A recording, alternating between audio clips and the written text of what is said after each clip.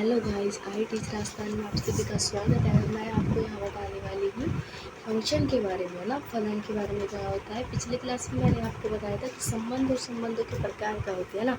तो पिछली क्लास में आपका एक रह गया था कि प्रतिलोम संबंध किसे कहते हैं ना। प्रतिलोम संबंध किसे कहते हैं वो आप मेरे साथ देखिए।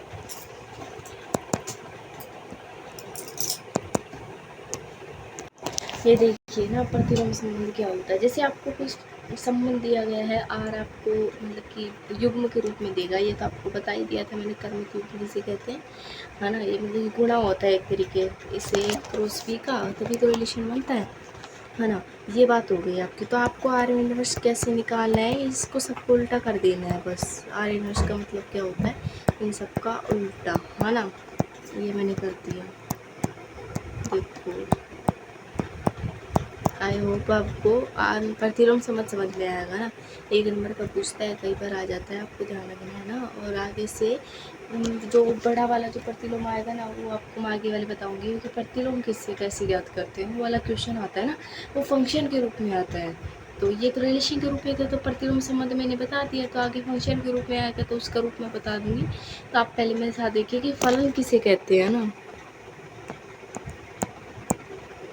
फलन मीन्स फंक्शन, ना, ये बात है ना। तो पहले तो आपको पता होना चाहिए कि फलन होता क्या है। वैसे तो आपको 11th में पढ़ा दिया गया होगा कि फलन होता क्या है, लेकिन मैं आपको यहाँ डेफिनेशन से बता रही हूँ कि फलन होता क्या है ना। ये देखिए कि फलन किसे कहते हैं। किन्हीं दो सेट ए तथा बी के बीच संबंध बताने वाले व्यंजक को क्या कहते हैं, फलन। अब फलन है तो दो मतलब कि सेट समुच्चयों के बीच संबंध बताता है। ये इसका मतलब इसलिए होता है, जैसे A to B. A to B का मतलब है ये रो है, ये आपको एरो दिख रहा है, इन दोनों के बीच क्या बता रहा है, रिलेशन बता रहा है ना। तो फंक्शन को सबसे आसान तरीका है समझने का, जैसे आपको मैंने दो समुच्चय मान लिए, कहने का मतलब समुच्चय में सेट है। देखो मैंने बना लिए 1 2 3 एंड 4 5 6। तो सबसे पहले तो आपको कुछ वर्ड्स हैं कि आप बारे में आपको पता होना चाहिए। क्वेश्चंस पे पूछता है कई बार, आपको आर दे देगा, फिर आपको ए और बी दे देगा, फिर आपको पूछेगा कि कौन सा क्या है ना, ऐसे ही देगा। तो आपको प्रांत बताती हूँ मैं पहले, प्रांत किसे कहते हैं, है ना। अब ये देखिए, प्रांत किसे कहते हैं और सह प्रांत किसे कहते हैं ना।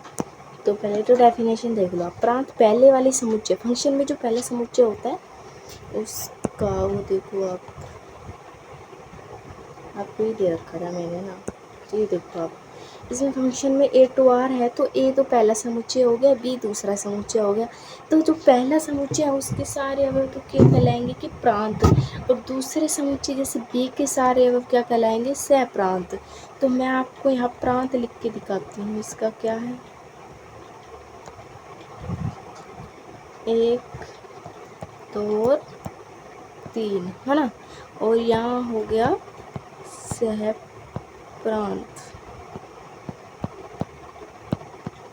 सह प्रांत क्या आएगा, 4 5 और 6।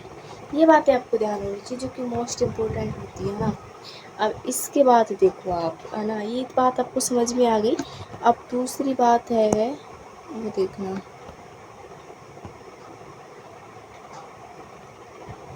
और दूसरी बात में बता, सबसे इम्पोर्टेंट परिसर क्या होता है।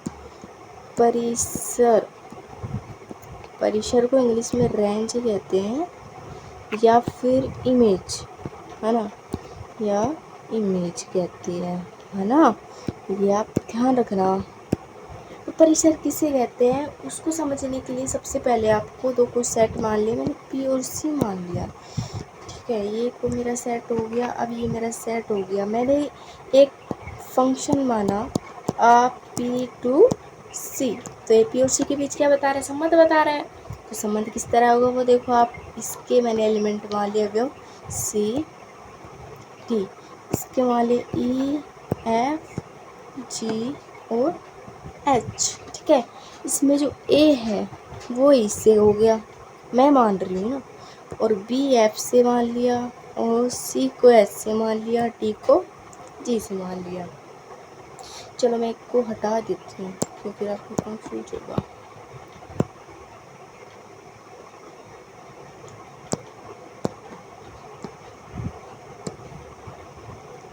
ऐसे था ना, एक मान लिया।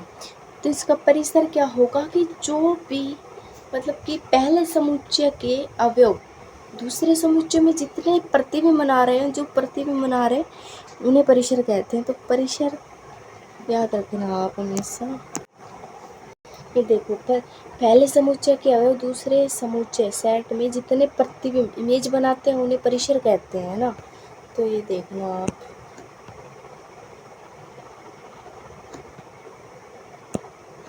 ये देखो P में 4 एलिमेंट है और C में भी 4 है, लेकिन अपना जो परिसर आएगा ना वो आप देखना क्या आएगा, ध्यान से। E, F और H, इसमें G शामिल नहीं है। सह प्रांत में तो सारे अवयव आ रहे थे दूसरे समुच्चय के, लेकिन इसमें क्या है, जो पहले समुच्चय के अवयव दूसरे में प्रतिबिंब बना रहे हैं, मतलब कि इनके साथ जिनका रिलेशन है, संबंध है, वही आएंगे इसमें, ध्यान रखना हमेशा। एक ना, ये तो हो गया इतना। अब मैं आपको बता रही हूँ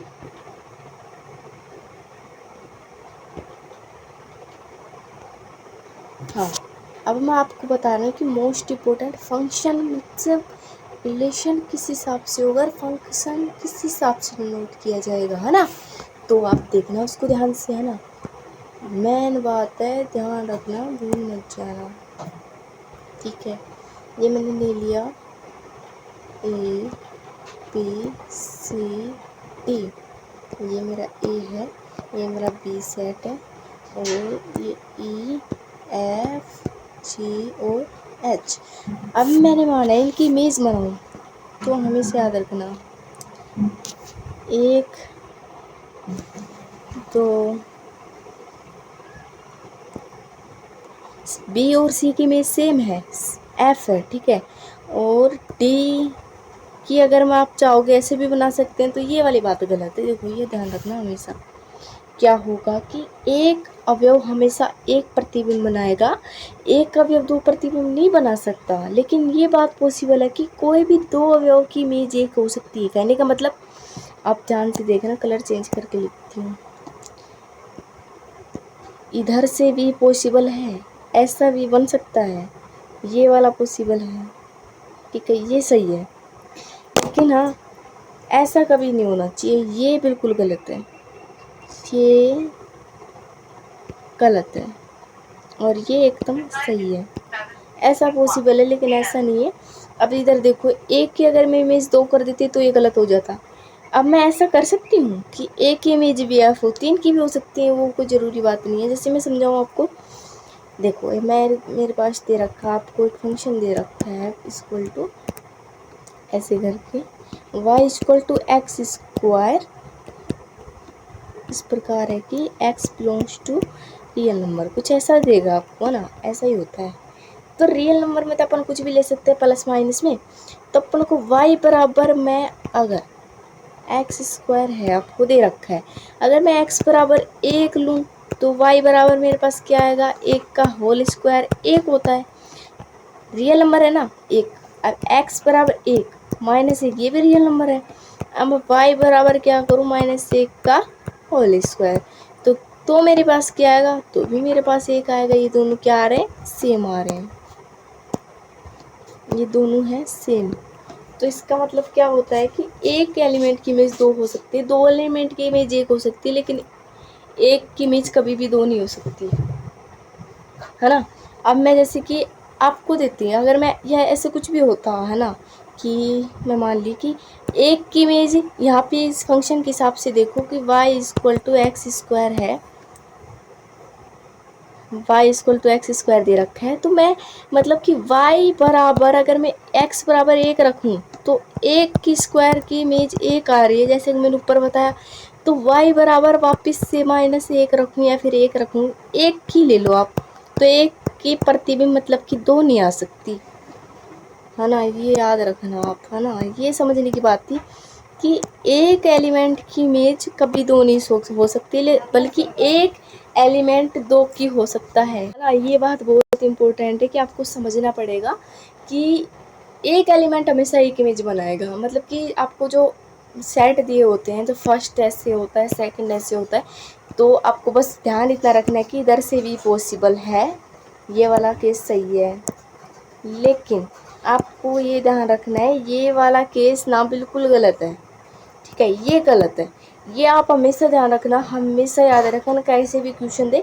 अब आगे से मैं आपको क्या बताऊंगी अगले वीडियो में कि फंक्शन कितने प्रकार के होते हैं, फलन कितने प्रकार के होते हैं, हर एक को मतलब कि विस्तार से समझाऊंगी, और उसके ऊपर मैं उदाहरण आपका एग्जांपल समझाऊंगी। हम मैंने पिछले में कुछ समझा नहीं पाई, तो इंट्रोडक्शन ज़्यादा दिया था मैंने ना, तो आगे से मैं आपको क्वेश्चन भी समझाऊंगी। And thanks for watching me, and मेरे चैनल को लाइक शेयर एंड सब्सक्राइब करें।